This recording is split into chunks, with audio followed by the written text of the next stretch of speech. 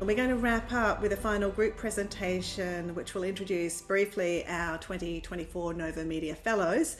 This is a flagship program to increase public awareness of the complex intertwined connections between the health of people, places and planet. We support journalists to immerse themselves in projects that promote different aspects of wellbeing, and our 2024 Media Fellows have each recorded a brief message to describe their areas. So we'll run that now. Hi, my name is Preeti Sethi. I've been a journalist for over 30 years, and I'm also a mental health coach. I am delighted to be one of this year's Nova Media Fellows. My project for this fellowship focuses on highlighting mental health challenges and solutions for a group that is often overlooked: Asian Americans. In recent years, amid a rising tide of anti-Asian sentiment and violence, mental health problems in the Asian community have increased at an alarming rate. Between 2008 and 2018, cases of serious mental illness among Asian Americans ages 18 to 25 doubled. Death by suicide is now the leading cause of death in Asian American young adults. And on the other end of the spectrum, older Asian women suffer from higher rates of suicidal ideation and death by suicide than elders in any other ethno-racial group. This crisis is underreported, underdiagnosed, and compounded by a cultural reluctance to speak about challenges or seek help, largely untreated. Recent research shows that nearly 1 in 5 Asian Americans suffer from mental illness during their lifetimes. Yet they, or I should say we, are 3 times less likely to seek mental health services than our Caucasian counterparts. The reasons for this disparity are complex. They're rooted in systemic oppressions, cultural mores, and the internalized impacts of colonialism. In a series of 6 multimedia features created for mental health professionals, Asian Americans, and the public at large, I'll highlight these seldom discussed issues, detailing cultural and social determinants that contribute to mental health challenges. And I'll also share therapeutic approaches that are directly tied to Asian identity that can not only mitigate problematic outcomes, but foster resilience and support integrative well-being. Long before Western psychology, our communities found ways to survive the atrocities of war, displacement, enslavement, partition, genocide, famine, and the like. These stories are a tribute to our resilience and to our indigenous modes of healing, including mindfulness, breathwork, yoga, and sound healing that directly inform Western psychology interventions. They're a reminder to people of Asian descent that healing is our birthright. Thank you.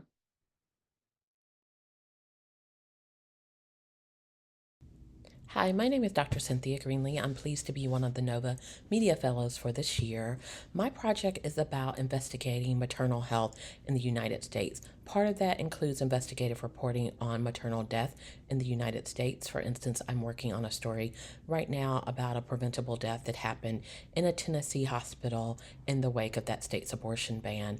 But it's also a project that's about exploring deeply the cultural narratives about maternal health, what it means to be healthy as a pregnant person, as a person who wants to have a family, as a person who's parenting, what it means to be healthy as an infant or child in this country.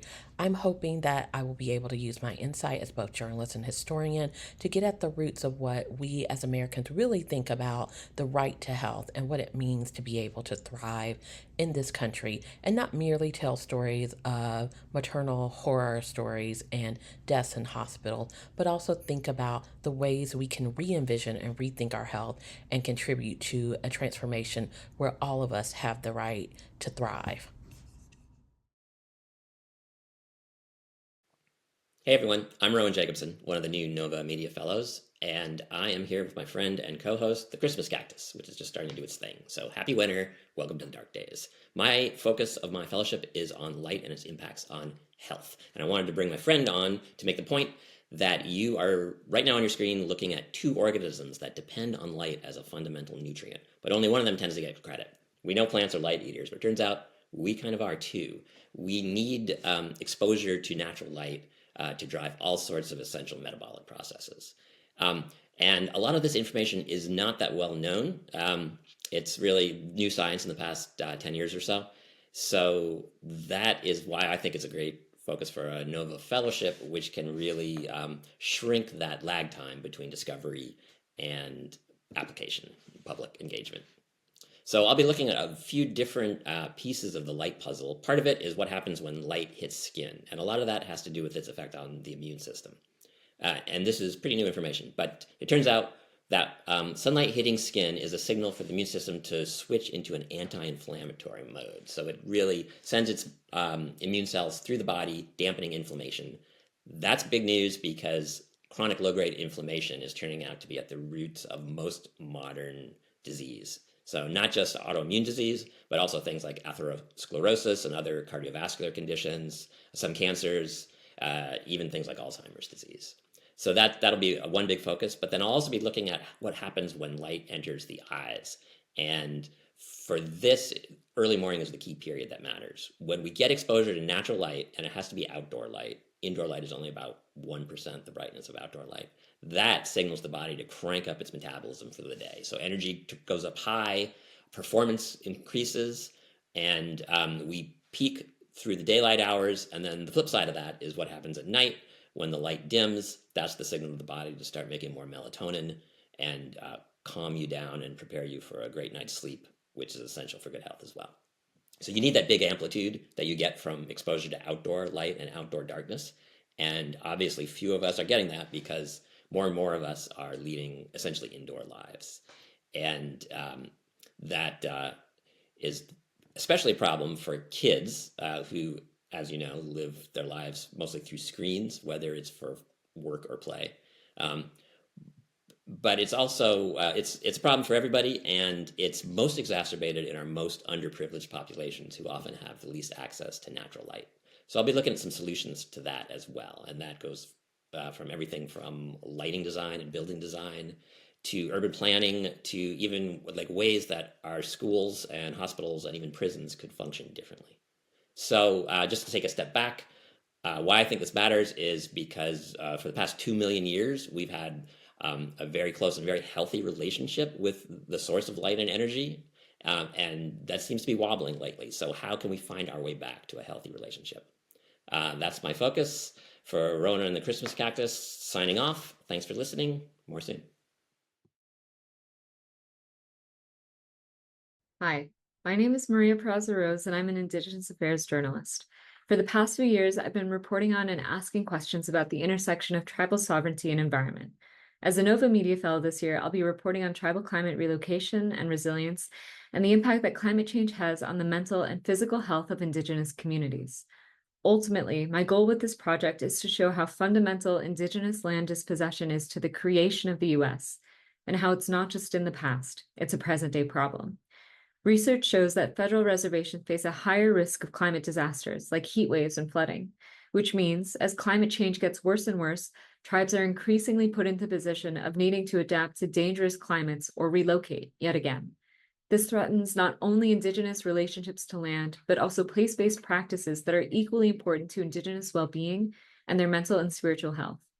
With this project that I'm doing now on tribal climate relocation and resilience, I want to show how climate change is forcing a new form of ongoing land dispossession. Throughout history, tribes are forced from their homelands to reservations. Now, the slow violence of climate change is forcing some tribes off of their reservation land. For this project, I'll produce a data set that connects climate vulnerability and risk with tribal lands, as well as information on FEMA aid distribution, federal tribal climate resilience awards, and state land use.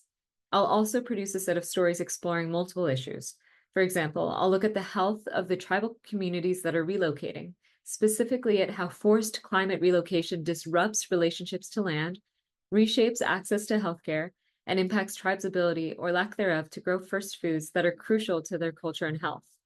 I'll delve into questions about patterns of FEMA aid distribution to tribes and how federally unrecognized tribes cope with climate disasters, given that they can't receive FEMA aid. And I'll also look at how Indigenous knowledge and practices are necessary for building effective environmental solutions. As I'm sure you can imagine, I have many more questions. And while I'm in the early stages of all these stories now, I do have a first story coming out this December, which bridges the reporting I've done over the past few years on tribal sovereignty and land rights to this topic now of tribal climate resilience. This story looks at how Washington State owns land on the Yakima Reservation in South Central Washington and the complications of returning it to the tribe, even though the state was never supposed to have it in the first place. So it's going to be an exciting year. Thank you all for listening, and thank you to the NOVA team for putting this event together. I'm grateful to be a part of this program and a cohort in the cohort of Media Fellows, and I can't wait to learn more.